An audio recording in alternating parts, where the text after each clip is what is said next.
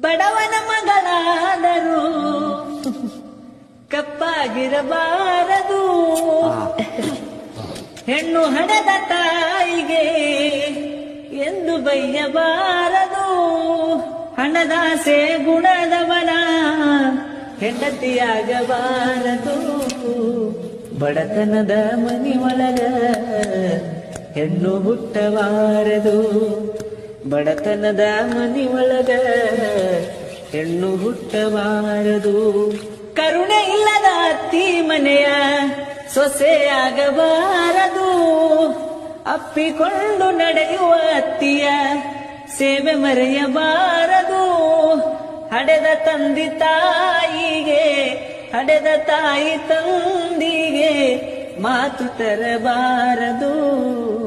ಬಡತನದ ಮನಿಯೊಳಗ ಹೆಣ್ಣು ಹುಟ್ಟಬಾರದು.